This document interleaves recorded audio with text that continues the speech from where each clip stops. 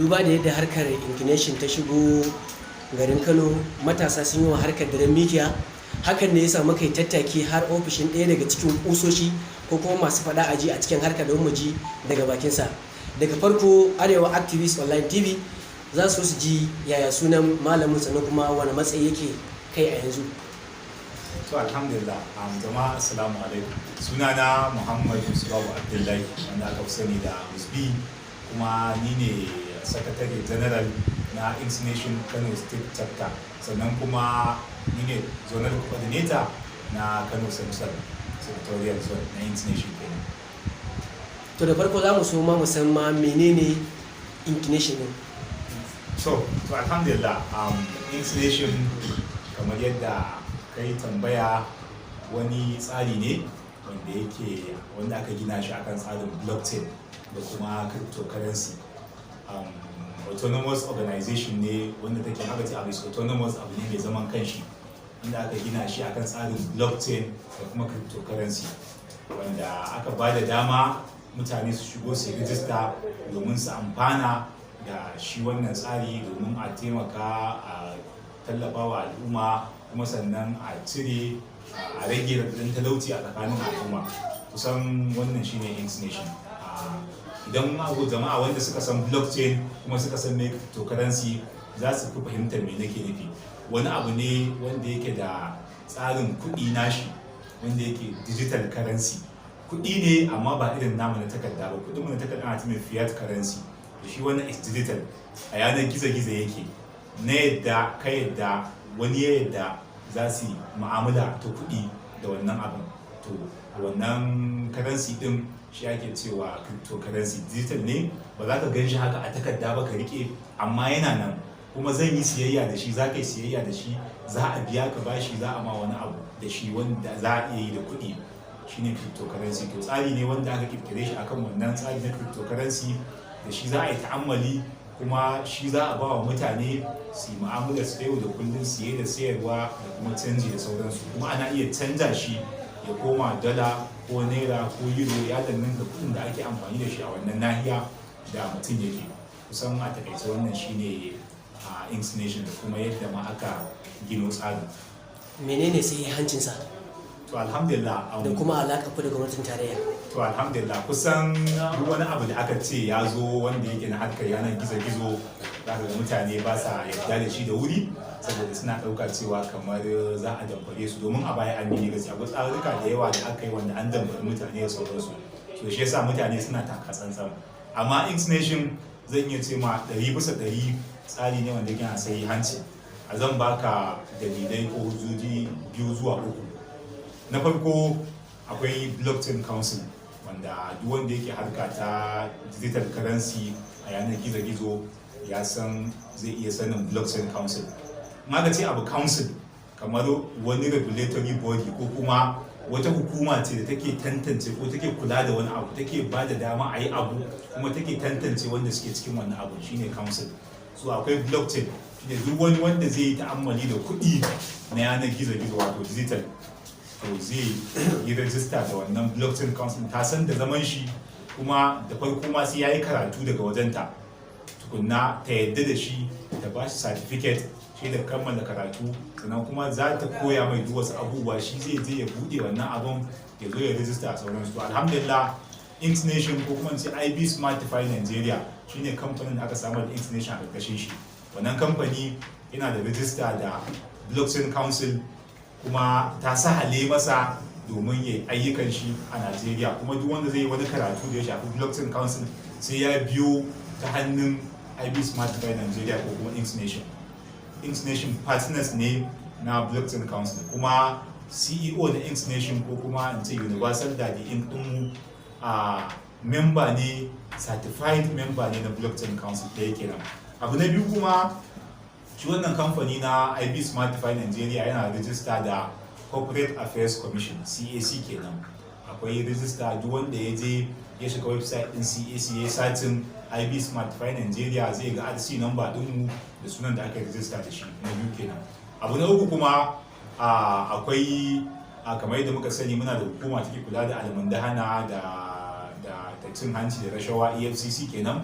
wannan bawan Allah lokacin da zai fara wannan abin a matsayin shi ɗan Najeriya ya rubuta wa ita hukumar EFCC takarda cewa ga abin da zai yi, ga amfanin abin, kuma ga yadda tsarin yake.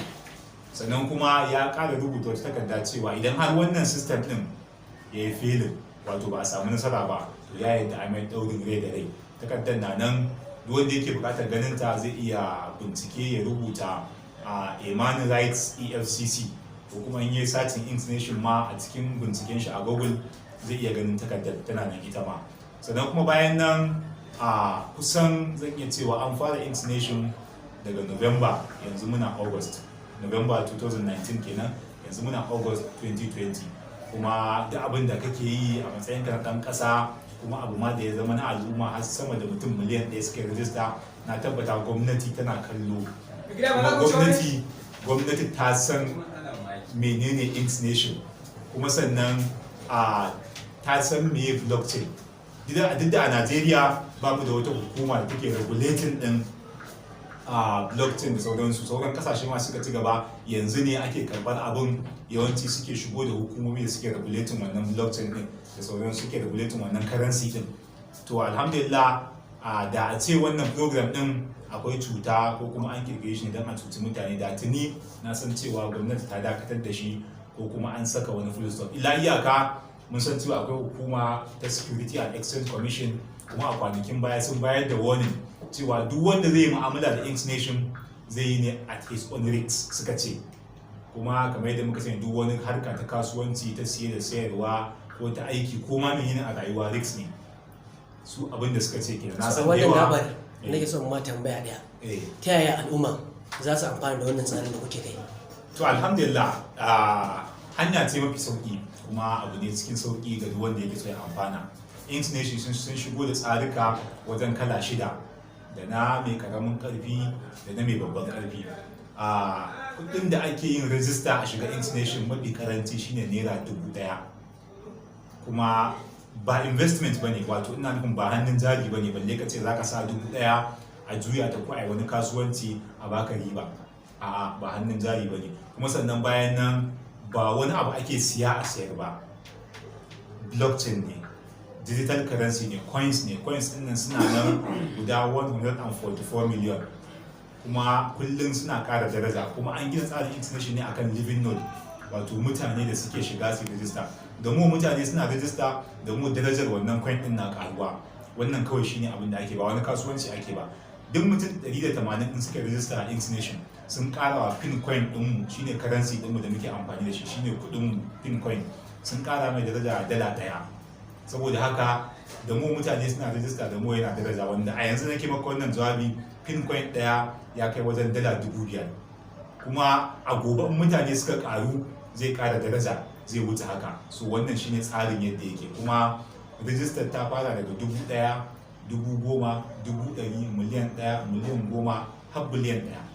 Mataki ne. 1,000 shi ake cewa bronze, na 10,000 silver, na 100,000 kuma gold, sai na miliyan 1 diamond. Sai kuma akwai Inks Node Bearers, su suke yin na miliyan 10 zuwa sama, wanda duk mutum ɗaya idan ya na miliyan 10 nan, wanda shi ne tsarin da muke so 'yan siyasan mu da sauran masu hannu da shuni, celebrities da waye su shigo domin su tallafa al'umma.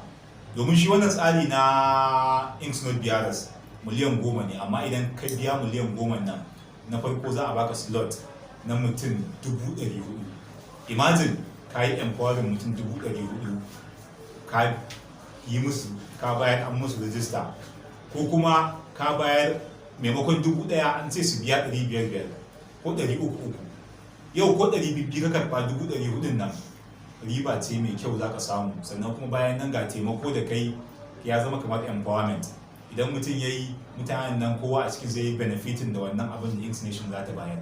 To muna kira ga masu hannu da shuni da sauran al'umma masu hali su shigo su karɓi wannan tsari na Inks Nation, musamman kuma shi wannan na Inks Node Bearers din. Aka samu at least za a rage talauci a cikin al'umma, kuma ba karamin taimako bane ba gaskiya. Sannan bayan nan shi tsari na 1,000 idan mutum ya rijista, shi ne wanda yake mafi karanci, kai zan ɗauke shi don ƙarin bayani akai. ba kuɗi za a ba mutum ba, saboda wasu har yanzu sun ɗauka cewa kawai kuɗi za a sama ka sa account number ka cire. A'a, ba kuɗi za a sama ba. Kamar yadda na ga muku, currency ne wanda yake digital, a yanar gizo-gizo yake. Currency ɗin nan kuma sunan shi Pincoin. Pincoin ɗin nan idan kai rijistar 1000 ga waɗanda suka yi rijista daga Nuwamba zuwa 11 ga watan Julai, su ne wanda za su fara amfana a August. 12 ga watan August kenan insha Allah. Pincoin ɗin nan za a rika sawa mutum wanda darajar shi, wanda ya ta 1000 kenan, wanda darajar shi naira 4000 ne a kudin Najeriya. Kullum za a sama wannan Pincoin din, wanda darajar shi a kudin Najeriya naira 4000 ne, wato kimanin dala 11 kenan da wasu yan abubuwa za a sama. In aka sama Pincoin din nan, an baka Pincoin, wani zai ce to ya za a bani Pincoin, ni ya zan yi da shi, to me zan yi da Pincoin, na dauka kuɗi za a bayar. A'a, ba kuɗi bane ba, Pincoin ne, amma Pincoin nan mu a wajen mu kuɗi ne. Domin kuwa na farko za ka yi siyayya da shi. Akwai merchant, masu siye da sayarwa, masu sai da wayoyi ne, kayan abinci ne, kayan sawa ne, sauran services ne, kafe da sauransu. Za ka yi siyayya, ka tura wa mutum Pincoin. Misali ka yi siyayya 10,000, maimakon ka kirgo naira 10,000 a aljihunka ka ba mutum, sai ka ce mai ya baka wallet address din shi, ka sa mai Pincoin na 10,000. ɗaya kenan. Na biyu kuma, za ka je akwai exchangers, za ka je ka nemi exchanger, ka tura mai wannan Pincoin din, ya baka kai kuma kudinka in cash, in naira kenan, ko ya tura ma in dollar wanda kake so. Shi wannan exchanger din, idan zai maka exchanging, idan tura mai Pincoin za ka yi ya baka cash, to zai baka 60% na wannan kudin. Misali, ka tura mai Pincoin na 10,000, ka tara Pincoin ɗinka ya kai na 10,000, ka tara na kwana 3, 4,000 sau 3, 12,000 kenan. Sai ka zo ka ce amma na 10,000 za ka canjar, za ka ajiye Pincoin na 2,000. In ka tura mai 10,000, zai ɗau 6,000 ya baka. 4,000 nan commission ne na exchanger. Sannan kuma idan kuma za ka zo da naira 1,000, za ka fara zuwa da kuɗi ne ka bashi, to za ka bashi naira 3,000 ya baka 7,000. Ina misali, idan mutum zai exchanging Pincoin ɗin 10,000 kenan. Kamar rasuwa agent kenan ko su ne? Yawwa, to agents su ne exchanges. Duk wani agent da ka sani wanda ya fara daga November 2019 har zuwa gobe ko jibi ko 11 ga wata, in dai mutum ya zama agent, to automatically exchanger ne shi. Illa iyaka zai documentation, zai cike form, zai je ya submitting, ko ya yi mun submitting, ko kuma ya je ka office din state coordinator.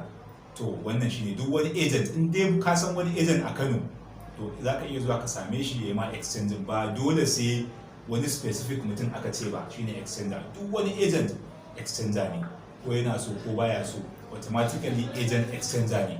Wannan shi tsarin da X Nation suka, saboda a samu wadatuwar exchangers.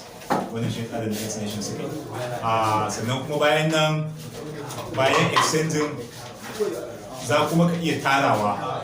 Misali, in ka tara, idan Allah ya sa an fara an yi ritin din da ake ce mai mass adoption, wato 18 million living notes da muke so mu samu.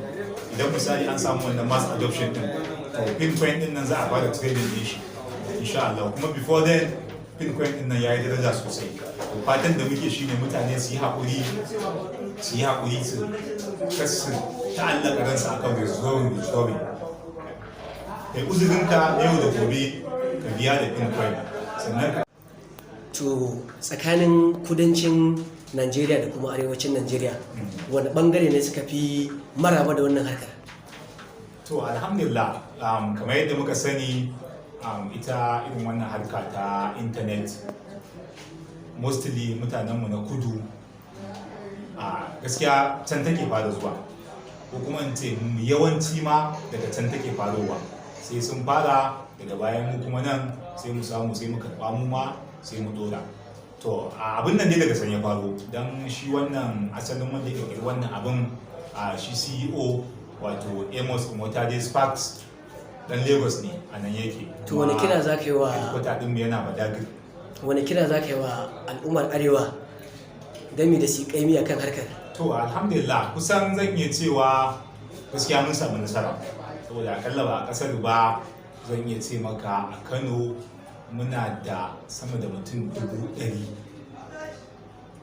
da suka yi rijista da nake ma wannan magana, domin duk wani agent wanda ya fara aiki daga May zuwa yanzu na tabbata ya shi kadai yawa mutane za su kai 400 ko 500 rijista.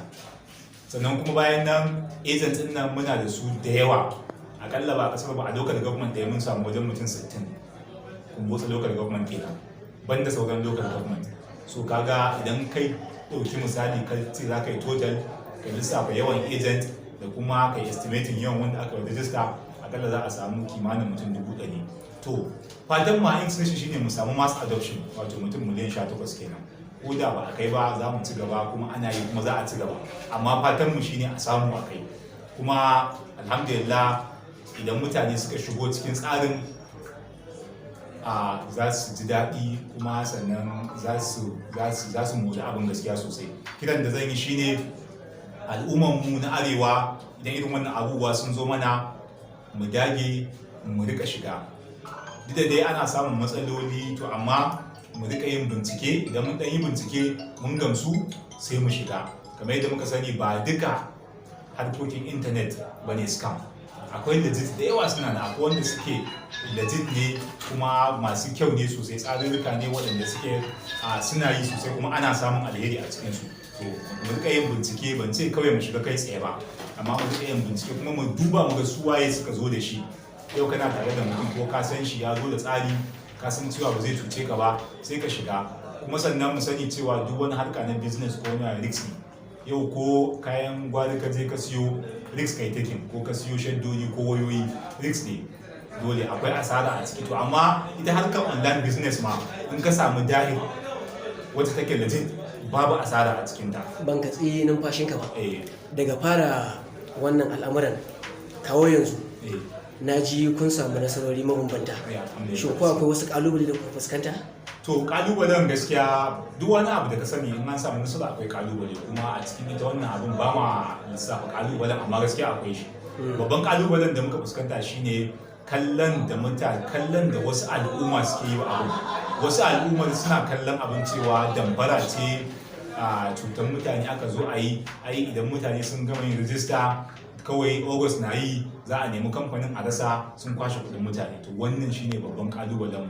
Mun yi kokari, amma muna ta wayarwa da mutane kai, kuma muna kan yi domin su fahimci cewa Inksnation ba damfara ba ce, sannan kuma su fahimci cewa ba wai kuɗi, saboda wasu da yawa kuma sun ɗauka kuɗi za a ɗauka a ba mutum kawai directly in August ta yi za a zuba ma kuɗi ka sa account number ka kwashe.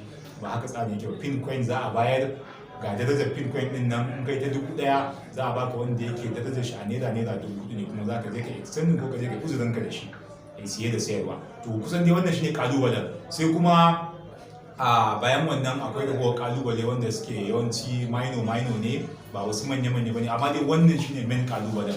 Sai ragowar bai wuce irin kamar yanayin hanyoyin da ake bi a rijista.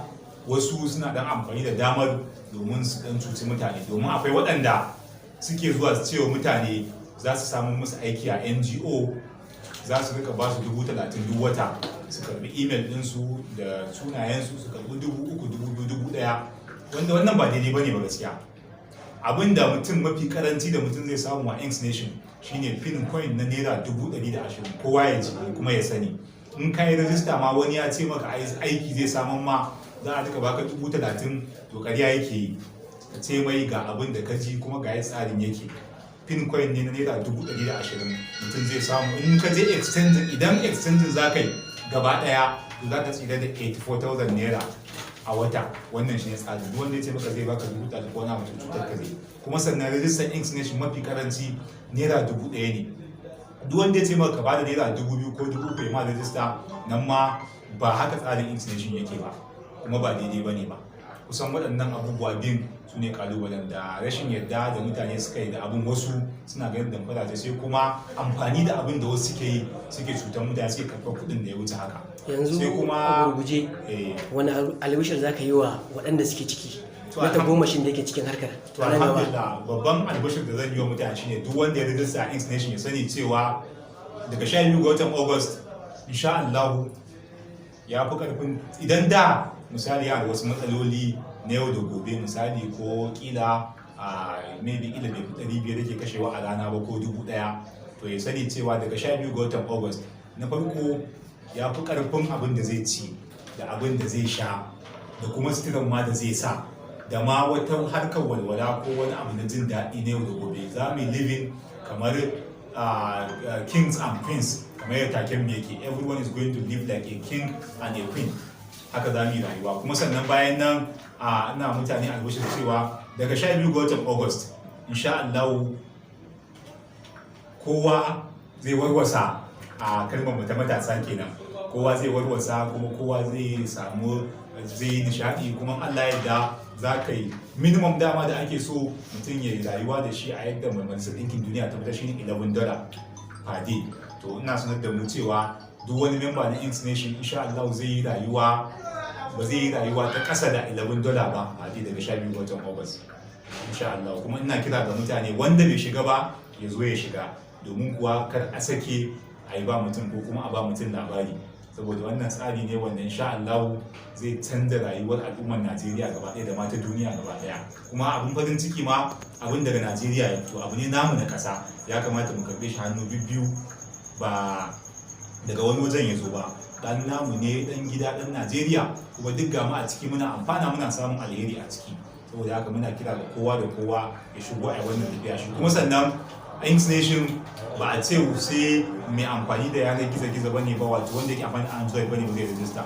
Da yaro da matashi da matashiya da yarinya da tsoho da tsohuwa da jariri, kai har yaron da yake ciki ba a haifa ba za a iya mai rijista. Idan an haife shi a mai updating profile din shi, a zaɓi suna a sa mai. Wannan shine gatan da Inks Nation ta yi wa al'umma.